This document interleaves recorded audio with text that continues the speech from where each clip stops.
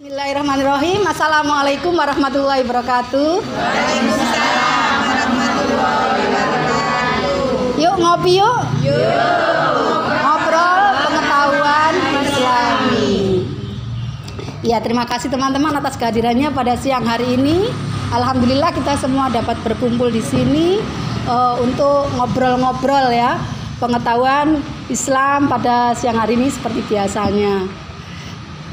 Pada kesempatan ini marilah kita panjatkan puji syukur kita kehadirat Allah Subhanahu wa taala yang mana pada siang hari ini kita dapat berkumpul dengan rahmat dan hidayahnya. Rabbi shrah li sadri wa yassir li amri wahlul 'uqdatam min lisani yafqahu qawli amma ba'du. Kita pada hari ini akan ngobrol-ngobrol tentang bacaan atau surat yang ada dalam Al-Qur'an. Teman-teman tahu nggak surat yang terpendek dalam Al-Qur'an? Kira-kira surat apa? Surat Al-Ikhlas. Ada yang lain? Al-Kautsar, Al-Asr. Iya, betul.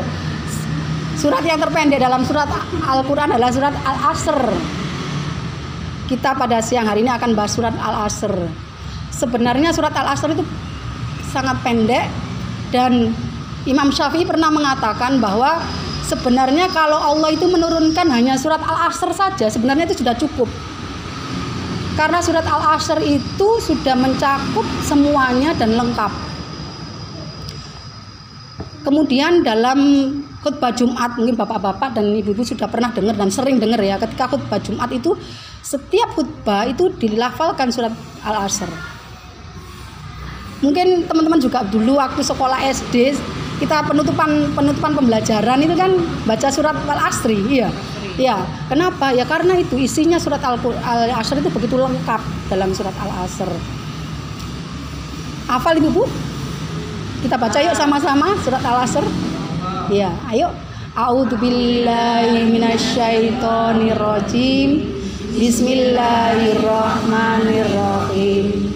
Wal 'ashri innal insana lafi khusri illal ladzina amanu wa 'amilus sholihati wa tawassau bil haqqi wa tawassaw bis sabr. Ya.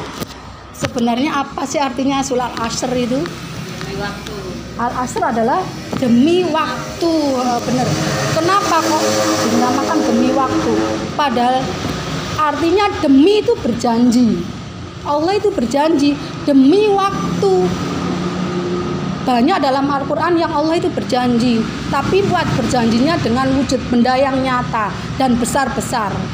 Contohnya wasyamsi, itu adalah demi matahari.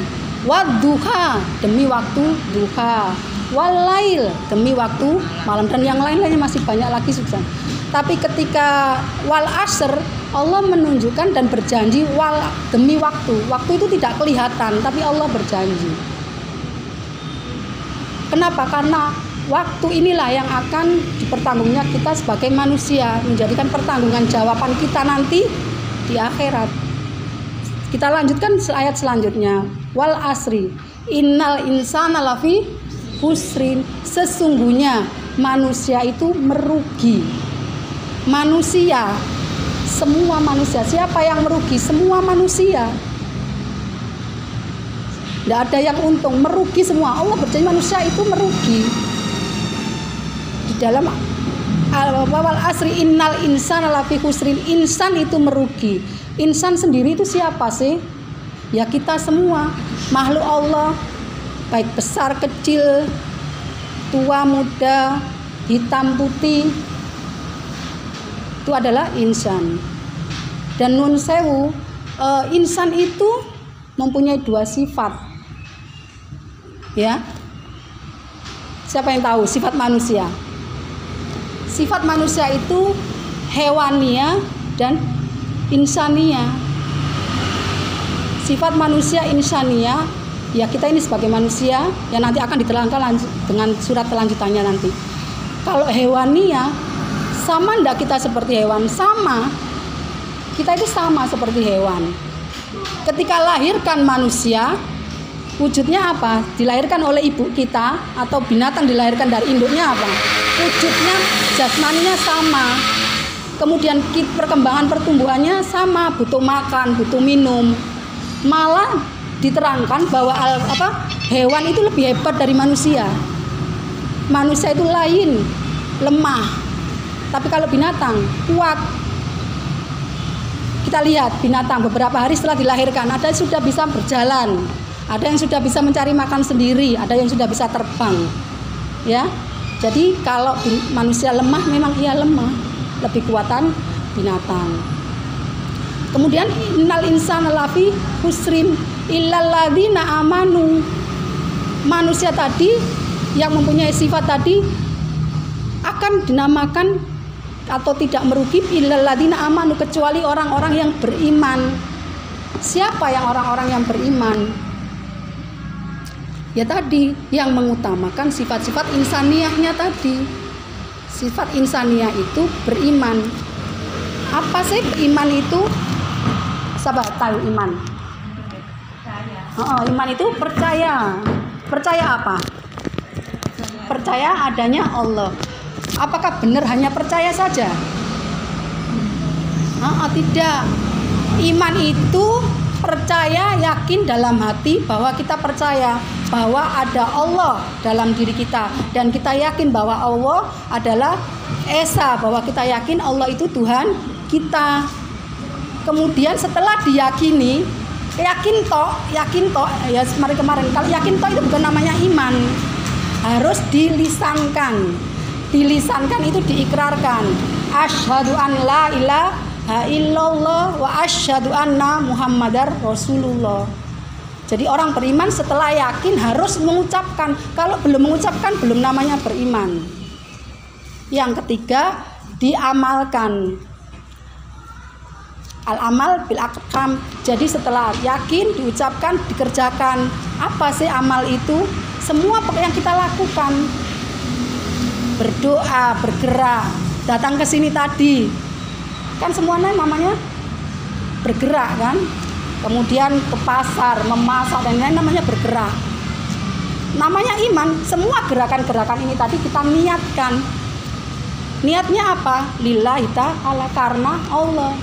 Jadi orang-orang yang beriman itu selalu yakin bahwa dalam hatinya diucapkannya innal ladzina amanu wa amilus sholihat, yang mengerjakan amal soleh. Kemudian watawasau bil haqqi watawasau bis sabr. Surat Al-Asr menerangkan tadi tentang diri sendiri, iman. Yang ketiga ini adalah sosial. Watawasau bil haqq watawasau bis sabr, yaitu ada yang tahu? Watawasau bil haq watawasau bil sabr, mengajak kepada kebaikan dan kebenaran dan mengajak kepada kesabaran. Kenapa kita harus karena orang Islam itu seperti ini, tidak mau dia itu baik sendiri. Dia tidak mau teman-temannya itu dalam keadaan saya masuk surga ya aku yang beriman dewe, tidak bisa. Itu bukan tetap namanya orang beriman, tapi ya harus memberitahukan kepada temannya bahwa itu loh yang benar, itu loh yang salah. Itu yang orang beriman. Tapi kalau diam saja itu berarti bukan orang beriman. Ada kemungkaran, dibiarkan tetangganya berbuat begini, dibiarkan, itu berarti bukan orang beriman. Dapat watawasau bil haq, membenarkan apa-apa yang ada dalam Al-Quran dan Al-Hadis. Watawasau bis sabr. Kenapa kita mengajak kepada kesabaran? Karena hidup itu meskipun orang beriman, cobaan dan ujian itu banyak. Tidak ada orang setelah beriman tidak diuji. Makanya ketika ada saudara kita, teman kita yang seperti ini ada musibah, malah harus kita kuatkan, kita berikan kesabaran. Itu mungkin yang bisa saya sampaikan. Terima kasih atas waktunya. Kurang lebihnya mohon maaf. Nanti kita lanjut dengan pertanyaan, monggo insyaallah. Nun man qala mimma yasturun wabillahi taufiq wal hidayah. Wassalamualaikum warahmatullahi wabarakatuh. Waalaikumsalam.